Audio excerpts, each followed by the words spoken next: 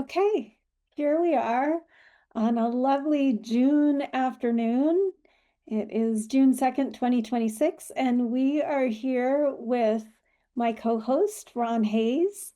I am Melinda Springer, and we are delighted to have a conversation with Camilla Blossom.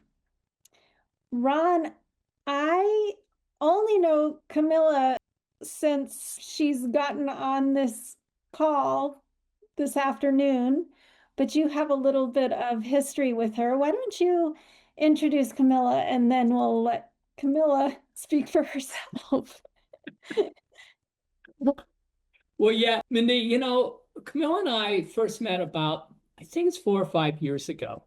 We were both attending a kind of a called workshop. It's really an event that was called the Fairy Congress. Camilla was one of the presenters there. I was one of the attendees. And we got to talking, I think, after one of her presentations or just randomly at dinner. I forget now which, but it was one of the people that I was intrigued with. Well, the next year or so, it turned out that we were camped fairly close together. The accommodations at the Fairy Congress have always been rustic. The events were held fairly far apart from one another, and Camilla and I often were attending the same event, and we had a chance to kind of walk back and forth and just share our impressions with one another. And that has grown as a friendship, and we've been communicating with one another. It turns out that Camille was house sitting for my next door neighbor. And so she's done that a couple of times. It's given us a chance to see each other's environment. We live fairly close together, just across the Columbia River. She lives in Washington and I live in Oregon. A couple weekends ago, we had a delightful conversation on our little lake. And I realized that Camilla would be a great person to bring to our podcast. So, Camilla, Welcome, Camilla. welcome. Thank you. Thanks for inviting me, Ron and Mindy. And yeah, I always enjoy, Ron and I just seem to click with these conversations that just get really deep quickly in there. Anything from the she to the trees to the spirits of nature to existential issues. It can be quite beautiful and deep. And yeah, it feels like a fellow, like soul kin, part of that fairy nature, spirit, earth family. And so, yeah, we had a really great conversation about all sorts of things and the healing, what we're all kind of going through these days. And so I'm really excited to just talk to you both and share with the viewers. And Excellent. So I guess I'll start with what's your background? How did you come to be such an excellent, well-versed conversationalist in these areas? well, it's my job, really. I am currently and have been for maybe 30 years or so. Like I really chose early the path of the fairy shaman, the mystic, the plant medicine person. So I really felt like my soul could not follow that path. I was really into flower essences and making them, working with aromatherapy and herbalists, so a lot of plant things. Um, and so my work has sort of gone in a little different directions. Like then I really got into working with land and teaching people about land alchemy, especially working with land for honoring the spirits, the ancestors, the fairy realms that are present. And so that became a big piece for a while. Um, yeah, the elementals have been big teachers for me. I've written a whole book about it because I realized looking back after I was in Hawaii that I'm like, oh, the last 10 years or so, I've been apprenticing with the fire elementals and the earth elementals and the water elementals. And each time there was a different journey I was going on. One, I was traveling with a native man and doing water healing. The flower essences were kind of the air. The fire was going to Hawaii and working with the Pele energy. The earth was doing the land healing. So it was just that kind of this cool overview of my life really had a very specific way of apprenticing me or the nature spirits.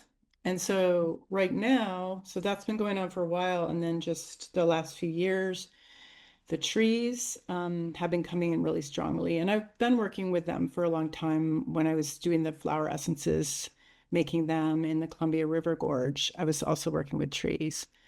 But now they're like standing up and like, hey, there's a lot more going on here. With what we're up to and how we can heal and what we're about and how we can help humans remember.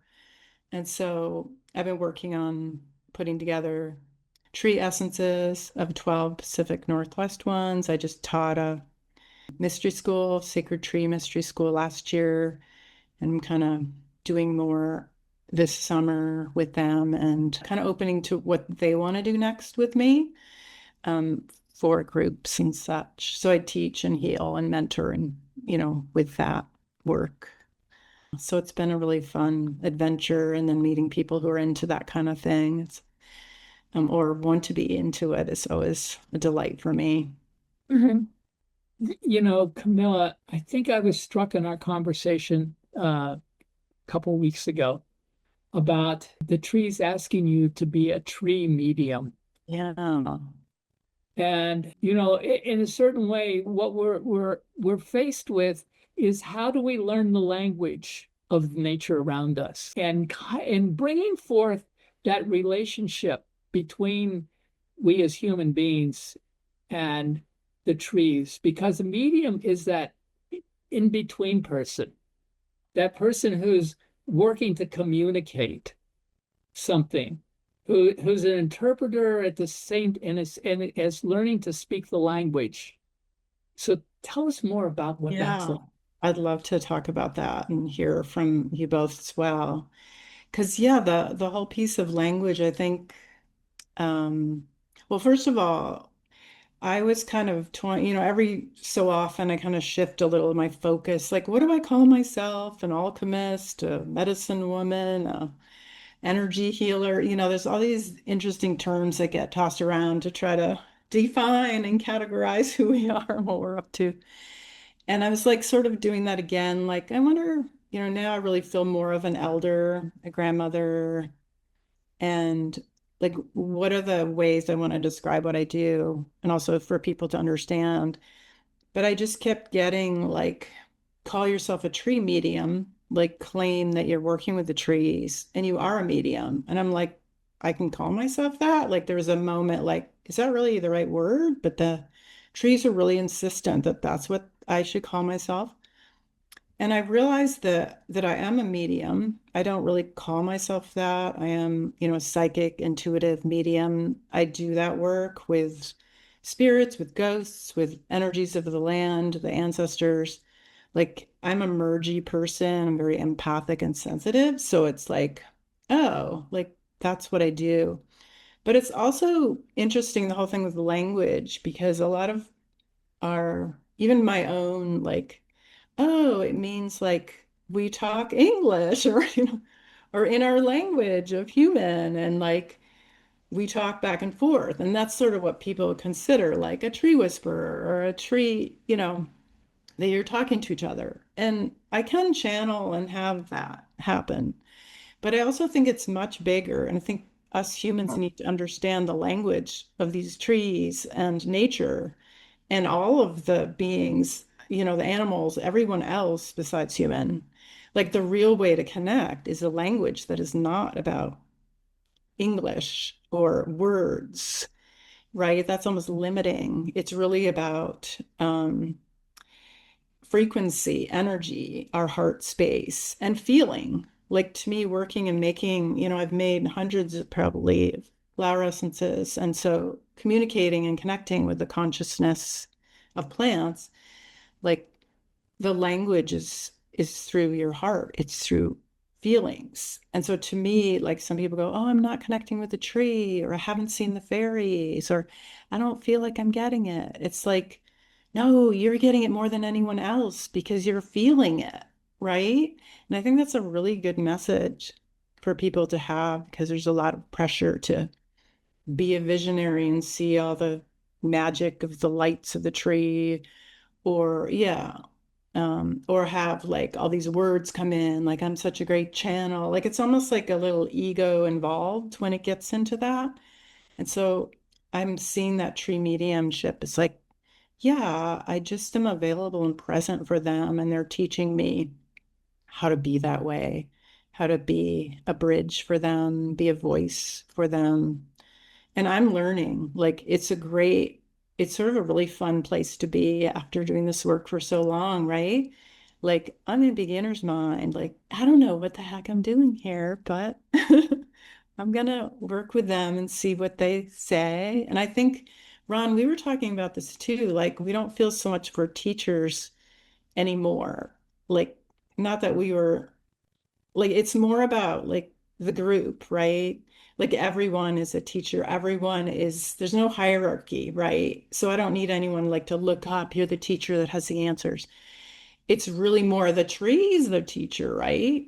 Nature's a teacher. So I love that too, like really going non-hierarchical. Or even the interaction itself is the teacher. Yes. Like, Love yeah, that. totally. Or even the interaction itself is the teacher. Yes. Like, Love yeah, that. totally. And I think that it's important to respect the elders and the ones with wisdom for sure. So there's Absolutely. definitely that part. But I think, yeah, we're learning a different flow that isn't pedestaling anybody. And I never let anyone do that to me anyway. Right. Nor do some of these people want Yeah, it, yeah, but it fair. happens anyway. Yeah, I know. We sort of look to this authority. It And there is. is just this like leveling of the playing field. Although, as you said, that does not detract from anyone's presence and what they bring and what their gifts are and the Yeah. wisdom that they carry.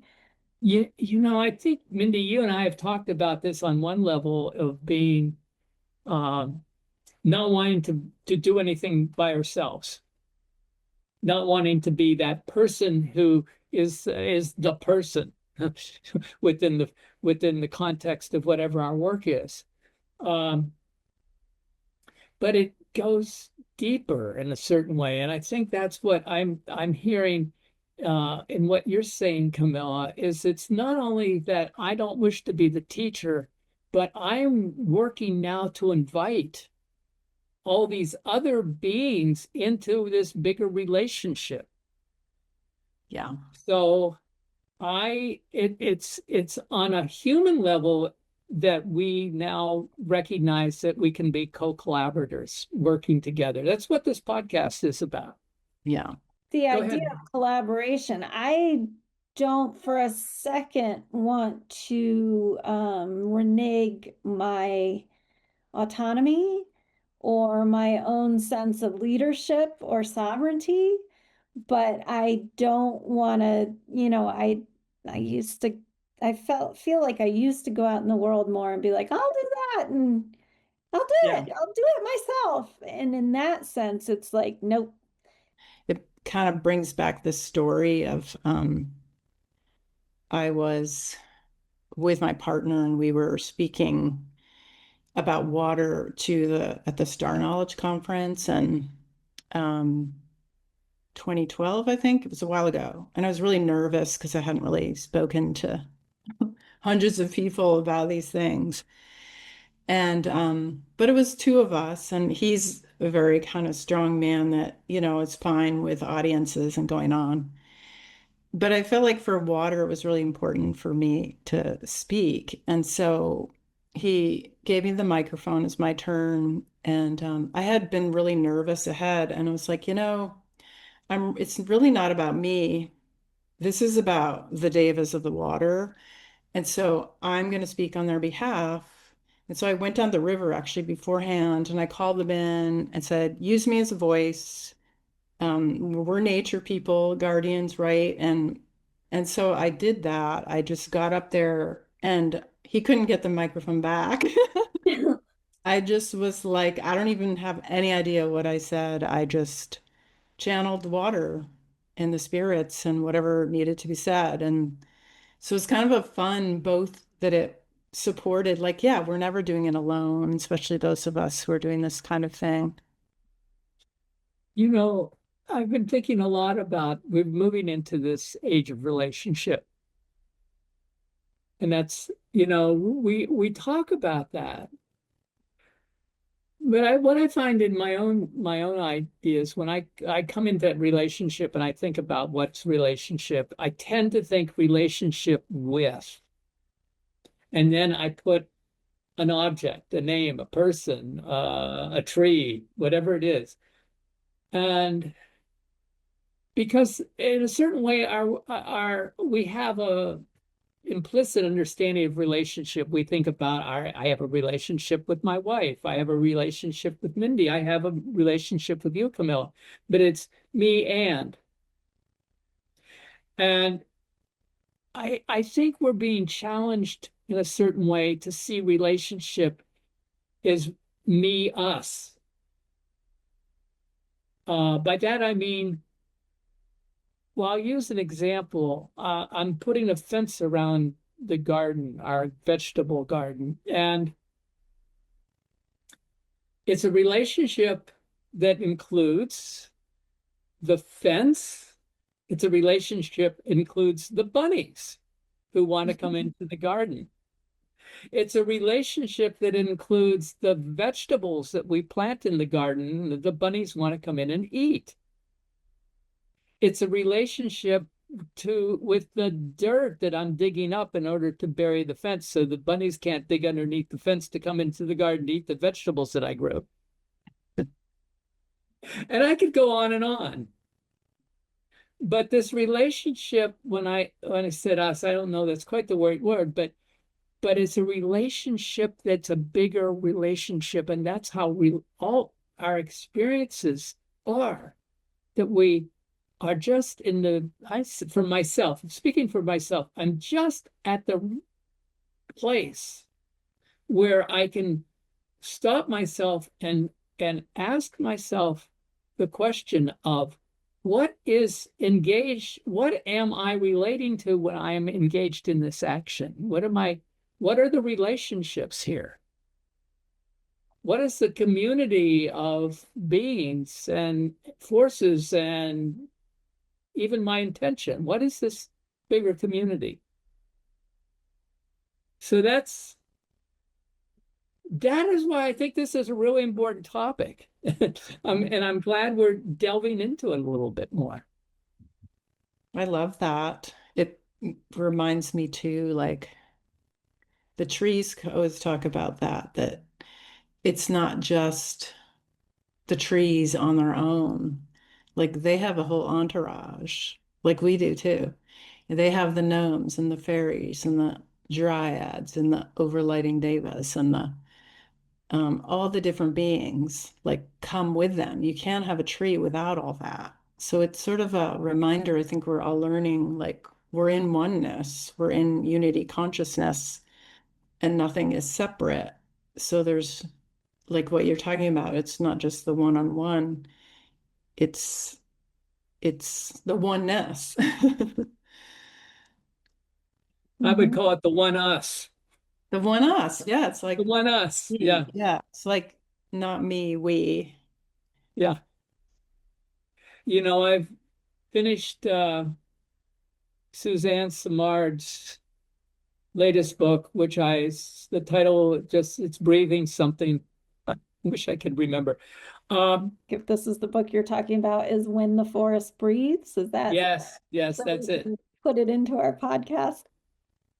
But it's also, Camille, you're talking about the fairy kingdom, but it's also all the physical living entities that are part of this community. And it's a tree. She talks about, we're in the Pacific Northwest, and her work is in the Pacific Northwest. And I wanted to bring back the trees, this relationship between the yew, which I know you're very familiar with, The yew, the um, the big leaf maple, and the Western Red Cedar. And they are related through something called arbuscular fungi. And arbuscular fungi, on a physical level, they actually grow into the roots of those different trees. And the tree network, now we're talking is a nutritional network and an exchange network and a community of exchange, which those different trees are able to metabolize at different seasons, at different stages in their lifetime. So this is a lead question. I know you're interested in Pacific Northwest trees. Is there anything you want to say more about the different trees that you've been working with? And I'm not so much from a scientific standpoint, but from an energetic standpoint. So you're asking me? Yeah, yeah. Well, because your eyesight's were looking for it. Oh, it's always No, one of it's the okay. I know it's just the pod thing. Yeah. It's interesting because for a long time, like I would work with people, and one of the things I'd always do when I start is like, how are you grounding? And I'd kind of check with their energy and do a reading of, how are they grounding in and connecting. And a lot of it was, the crystalline grid or even the tree grids and such. And then more recently, it's like, oh, the mycelium network. We need that physicality. We need to get more embodied. And I think we're all feeling that a lot, like heal our traumas and be able to like really anchor fully in the physical body. I think especially for women, it's been a big journey. Um, yeah, so I think part of the tree medicine for me is learning about that embodiment, the very physicality of them, as well as because I came more from that spirit, energetic, vibrational medicine work. And so that blending is really powerful, I think, for all of us. But those three trees, yeah, I love them and work with them quite a bit. And that's really fascinating to learn they have that commonality Yeah. um, to them. Yeah, like there's a relationship there. It's like back to relationships, all the trees connect with each other and know each other and talk to each other and do things for each other, right? And science is proving all these things. Um, yeah, and I mean, I've had trees show me how they form community and through their roots. This is one thing I shared with Ron, which I think is pretty fascinating, and some people might want to explore this.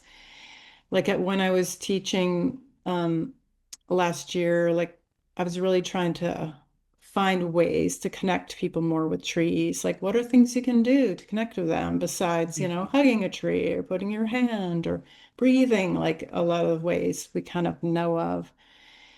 And the tree showed me a way, and it was you walk around the tree. You first ask permission to work with a tree, but then you walk around the tree. You can even think of a tree in your mind's eye now, and you walk around with a real openness to connecting with its spirit.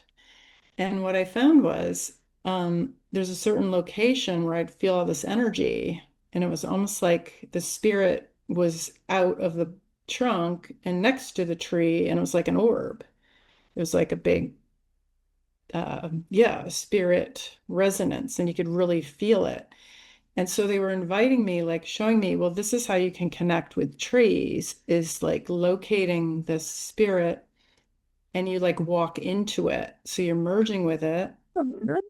And then you kind of like, yeah, coming into oneness with its spirit that's brought itself out for us to connect, or it just lives there. Most of the time when I do it with trees, I find it. There was one time I didn't, but um, and then for me, I'm such a mergy person. It sort of depends on how you are, but it puts you in the vibration of that tree in the location that is. So this is something, yeah, for people if they want to explore. I'm just feeling a lot of energy telling you all. So it's kind of fun to have more people try it. I know Ron and I talked about it. And so, yeah, and just being present there and just what are you experiencing? not making it like that anything specific has to happen, but just you're present with the tree, merging with it, maybe what it feels like, practicing like with different types of trees. Does it feel different? Is there something for you? I did that actually yesterday. I went out to work with, I call them the umpah trees. They're actually Douglas Fir, but they don't like that name. So they told me they like the name umpah. And so I went out and I was actually looking for another tree, and they were kind of funny how the trees will tell me stuff. And I think I'm doing one thing and then it ends up being something else. I think they were like, get out of your head, just be in the moment. And so I found this one tree that wanted to play and hang out and heal. And it's a very emotional cleansing tree. Like it's one that's very healing and will clear actual emotional energy and debris and waste, whatever, from your system. And so I went and hung out with this tree and talked to it, and then it showed me where that spirit was. And then I just stood there, kind of put my head against it, put my womb against the tree, and allowed it to do its thing. And I could feel it just moving energy and doing, like healing. And actually, to add to that, I was, working on some different events I'm doing this summer and moving forward. And I was like, oh, it's kind of cool to tell people these are sacred tree initiations, because that kind of gives you some idea. But then I got the message like from the trees. I asked them about it and go, no, we don't really want you to use those words right now. Like what people need more is just plain healing. Like people need to heal right now. They need help with that. So you don't need to make it like a big spiritual initiation. Like those are happening, right, all the time. So it's more that the trees right now want to be available to help us heal. And that could be just simply getting out of our mind and quieting, be feeling more peaceful, moving the energy, the womb energy from women. Um, so yeah, so there's really interesting ways that they want to bring healing to us through their energy and spirit and presence and in any way. We're all different. We all need different things, but I just love how they're like, we can do, and they keep saying this too, we can do way more than humans have any idea what we can do. This is like miracle territory we're moving into. I'm like, yay, let's do it. Those are a I like few. that so much. And I love the exercise. Heard about and participated in, but I've never really thought about it that way. And I'm so excited to go outside. Yeah, and definitely let me know. I'd love for I people to will give for feedback. sure. It's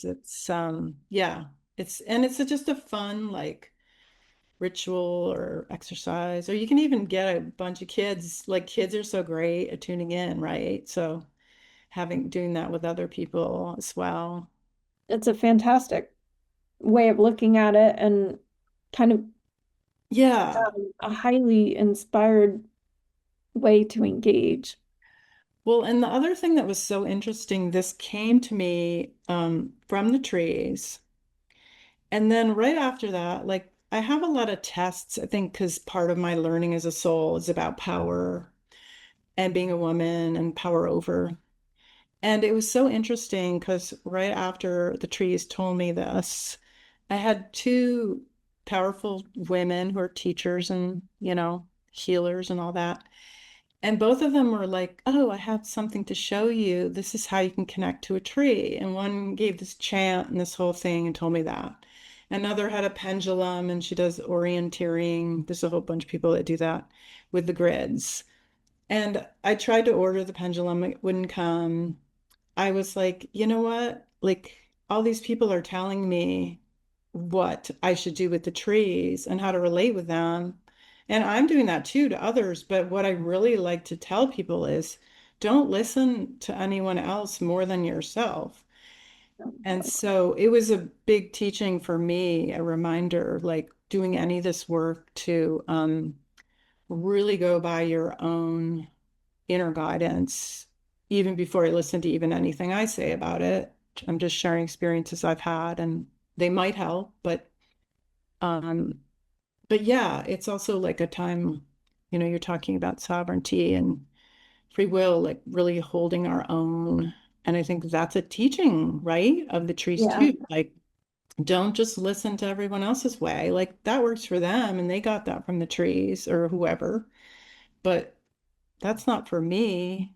But they were both kind of wanting me to do that, And so it was interesting to watch, like, oh, people like to do that with others, some cases, or maybe it's just my learning, like, nope, I got to do it my way.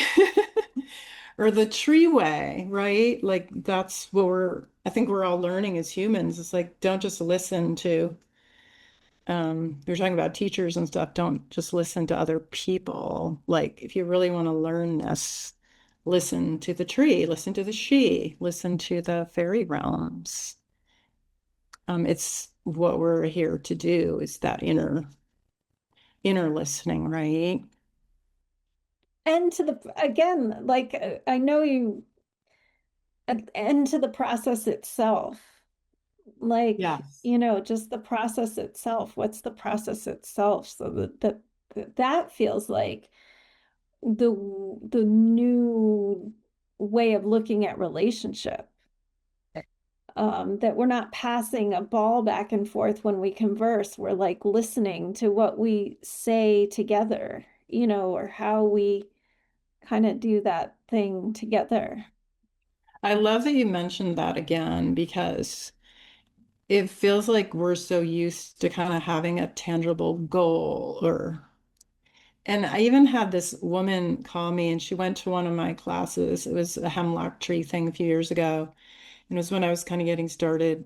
And she was like, I didn't really learn what I wanted to at that class. I wanted to be able to talk to the trees and stuff. And so I was wondering what you're doing at your upcoming Earth Camp thing. And so I was talking to her and I'm like, and I shared again what the tree said, like what they really need or what they see humans need most is healing. So I think what the trees give you is the healing you need, but you're not going to be able to have a conversation and talk to them the way you want to, because that's kind of like away from what you're talking about, the process. Like that's what it is. It's not the result that at the end, I'm going to be able to be a tree whisperer and talk to the trees and hear them in English or whatever. And that's kind of what she was asking for. And I realized, oh, and then I realized she's not really my student. Or, like to believe so strongly in those processes taking place well beyond the Oh, time frame that people think they're going I to. So know. So like 10 it's, years from now, yeah. something might. Yeah. And it's so interesting though to actually hear like that she had a certain expectation about coming to the class, that she was going to learn that in one class. So I just thought it was interesting, looking at the expectations, but also you mentioning like, it's the journey, it's not the destination. And who knows what your destination is, right? And the whole idea that we're going to know the end result before the beginning. Like that is such a thing that we do, and it's like how school works and how Yeah, yeah, marketing works, and like all these things that have created so many problems for us. yeah, It's like you're going when you leave, you'll know this. And like that is really, I think, not the way this works. yeah, And that process that you describe of not knowing what the goal is or if there is a goal. I really do feel like it or not, that's what we're in as a collective. Like, great mystery, right? we don't know how this is going to work out. And a lot of this is certainly not the way we would have preferred for it to go. And yet, here we are. How do we still, Yeah, how do we work with this? yeah, How do we say, I don't there are things that I think it's important to stand up for, but how do you stand up for something and still go with the flow? How do you, how do you engage in conversation with what is before us, what is in front of us? Because um that's what we're in right now. Like, Yeah. Yeah, and we're not alone. The trees don't know either.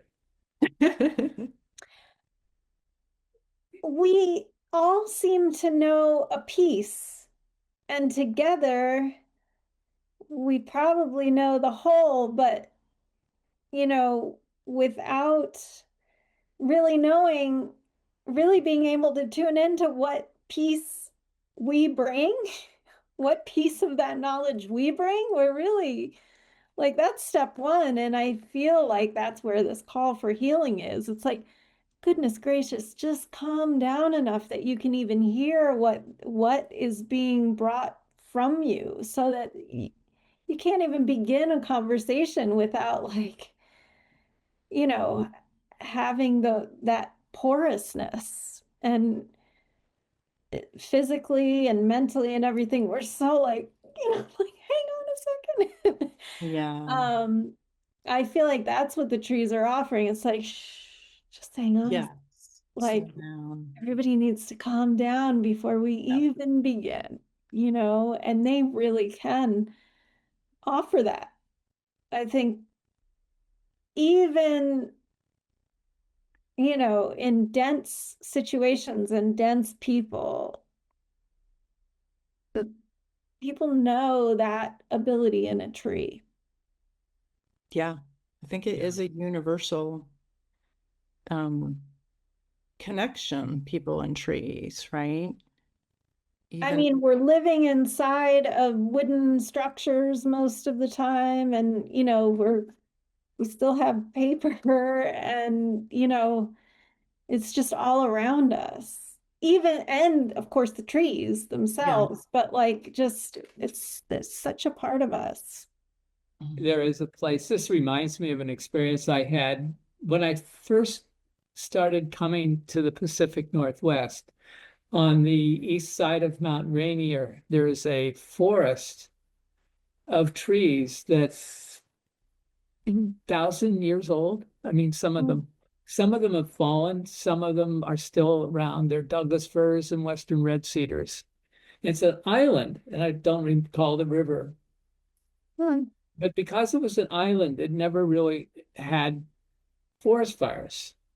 So these ancient trees. Well, I remember being there, and it's fairly well known, and it's fairly easy to get to.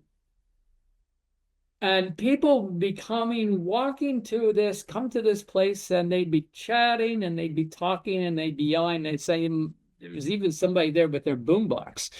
This is back in the 90s. Everybody got quiet.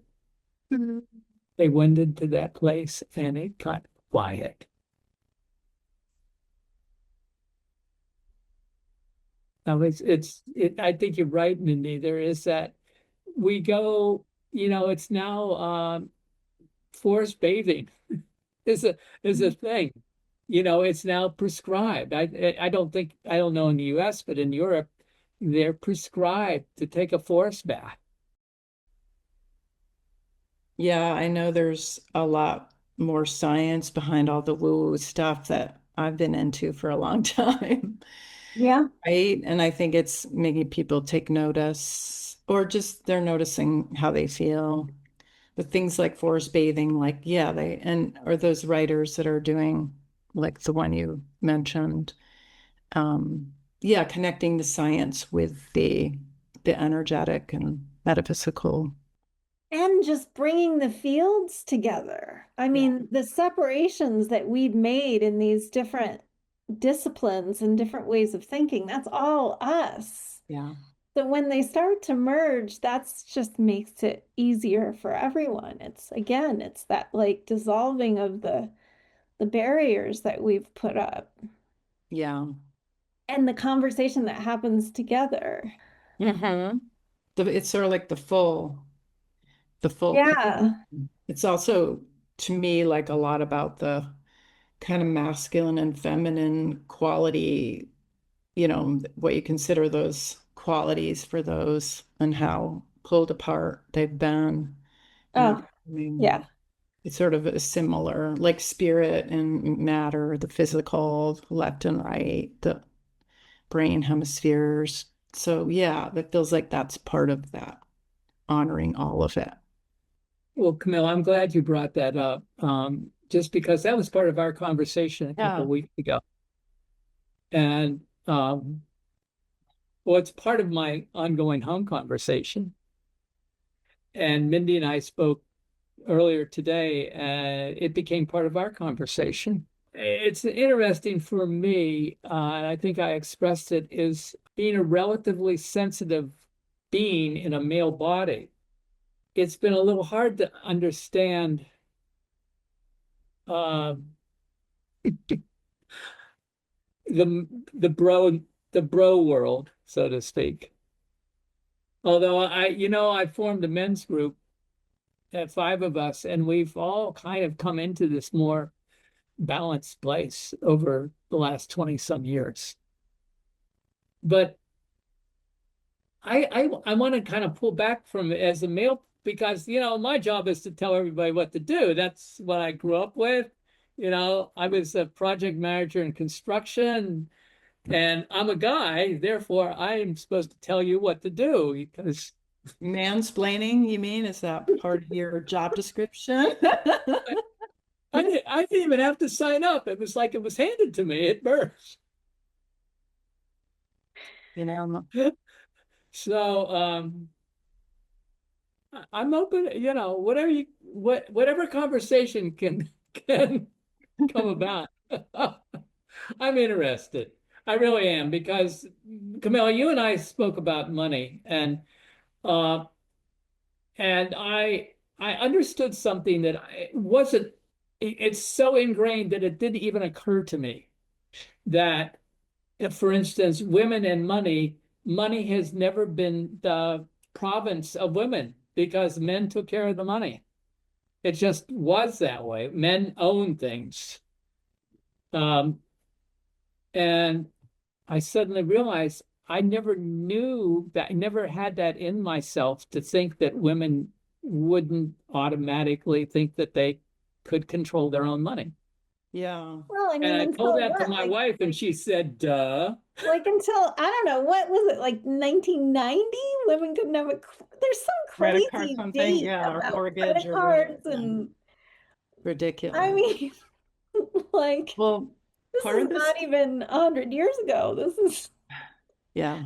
And then it's sort of backlashing now too, getting worse in some ways. I can relate this to the tree work too, because I can relate this to the tree work too, because I realized there was some, I've sort of worked with my soul lessons about power and being a woman also include money and resources and kind of karma around that. And just interesting, um, yeah, to see how that plays out. And what was really crazy was this understanding um, that there are parts that were hidden in my like lower chakras that went back these like 17 generations to my ancestors, where it was a time when women couldn't own property, they couldn't have bank accounts, like everything was controlled by men, or the beginning of clamping down on that. So there's no agency, there's no your own money. Like if you got divorced, you were poor, or probably in the poorhouse. So I kind of flashed back to that and realized that even from then, even till now, there was healing to do around. I haven't been able, like, there was places in my chakras that were not anchored into fully claiming this is my own money. I don't need a man to help me handle it. And I had even outsourced different friends, not that it was anything tangible or in person. This was all through energy, like having them take care of my money in some way because I knew they were good at it. And so I kind of reclaimed those places that were like shadows, gaps in that lineage recently. So that was really surprising to me how that, still is going on in our bodies, like from the patriarchy, from the lineage, and I do a lot of work, with other women, helping them heal this because I do my own, and it's something feel passionate about. But I also had this experience, like to bring it back to the trees and why they're kind of showing up. Like I was going through a financial stressful moment and I was with a friend. We went to visit an oak tree and I don't remember the whole story of it, but I had this vision that the oak tree was saying, "Oh, I can help you. I've got you." And I had this vision of looking down and seeing a little key and a little number, like a keychain that had a number 6 on it. And it was red. And so like I picked this up and like, what is this? Like the tree showed me this thing. It looked like a safe deposit box key. And so I kind of journeyed and found the safe deposit box. Or no, I didn't even do that. I actually took the key and like, okay, like there's some treasure that I don't know where it is, and I don't really know how to access this, right? And so I just took the key, the energetic key, and I imagined placing it in the branches of the oak, grandfather oak, and like, or father oak, like, please take this and help me. Like, you know how to take care of wealth, riches, my ability to create that. And it was like this powerful giving over to something greater. And so that happened with the tree. So there's, yeah, the interesting stories and ways that beyond what we might expect, we can work with different beings for things like money, things that you'd think nature has nothing to do with, but the gnomes keep coming in, the unicorns of trees, like all these beings are like, we're going to help you with this. And I know for a lot of people, they're working with that one. Yeah, I'm one of those people. Yeah. And actually, I'll share this then, because I just recently was working with a friend. We share healing work. And what we realized was that people like us are like, and well, actually, probably a lot of us are kind of going through this collective shift, right? We're kind of in these shadows, in these old systems still. We carry it in our body, the ancestry stuff, money, karma, all that. Um, and so there's that we're, working through. But we also have our multidimensional self, which is like the higher octave magic place. And like for me, it came in like the leprechauns and unicorns and roses and like that higher vibrational place. When we're in, we're like, yeah, everything feels fun and magical and it's wonderful. But then I realized like, oh, you kind of go back and forth. Like you go through, oh, I'm kind of stressed about this. So you sort of drop into that place. And so there's like this real, and it's hard to do sometimes, but like if there's a way that we can lift ourselves into that place of magic and believe and be in that frequency of abundance, right? Um, and hold and maintain and trust that, like, then there is no desperation or issue. But like we're going kind of back and forth and we're learning about the dimensions, we're clearing the old. But it was just this strong, like, oh yeah, I kind of got clouded over, like open my third eye again and get back in the magic. Because that's when I'm, in the magic, feeling happy and playful and taking the actions I need to, like things flow much easier. But I know we're in kind of a difficult bridge time right now with that for a lot of folks, right? Myself included, that we're navigating the new terrain of, how to maintain those magical levels more. Well, and also, I think I picture, as you were speaking, I picture the sewing machine kind of action where, part of it is to go up and like go back Yeah. down, get back up, go back down. Yeah. Um, I think that's important.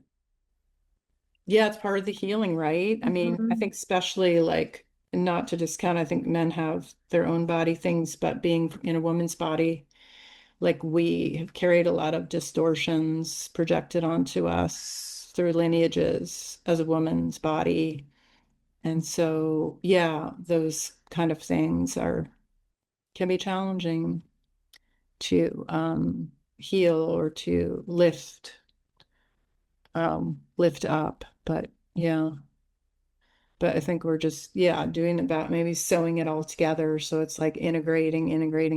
Yeah, And then, there's a bridging, somewhere yeah, there, there's that. because we want to love and accept all of ourselves, right? Even though, like, Totally. that's poor and wants to sit on the couch and do nothing. Like, yeah. Well, and why do we associate those times of not doing something Yeah. with poverty? Like, Yeah, exactly.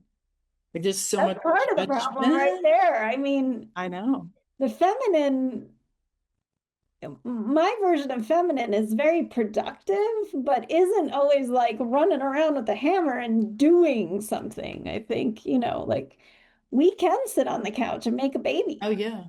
And actually, sitting on the couch to me is an important part of my manifestation practice. For And sure. there, a lot happens in that way. It's kind of like inspired manifestation, really listening deeply to our creation. Yeah.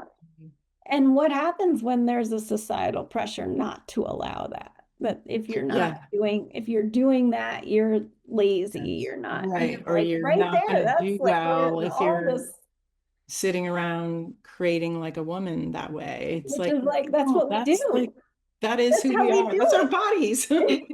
And it is so important. Like when we're not allowed to do that, we are Yeah. really, And I think this is what nature is trying to like rebalance us back to, right? yeah. It's like, I feel like, like that goes right back to what you were saying with the yeah, trees, of like that they're just just sit like, hold outside. on a second, just chill for a second. Yeah. Just be, just trust, And sit. just let yourself regulate for like, my goodness, just let yourself regulate. So, Ron, what about you? I just want to say that way we just the two of you finished,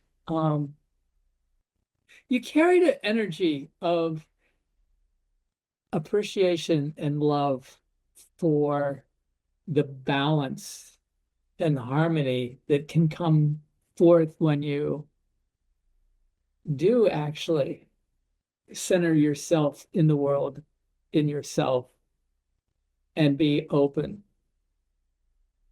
And I've been thinking a lot about what it is to hold something, hold space for something, hold the field. I spoke with my wife Christy this morning. She mentioned holding doesn't isn't necessarily a doing, but it's an activity that shapes and builds a field. Absolutely. As a mother, Yeah. I mean, my gosh, that's what moms are doing all the time. And even if you've had a baby or not, like women, Oh, absolutely. I don't moms. just Yeah, say yeah. No, I get it. people who've had babies, but it's a good example Yeah, for if you sure. happen to have.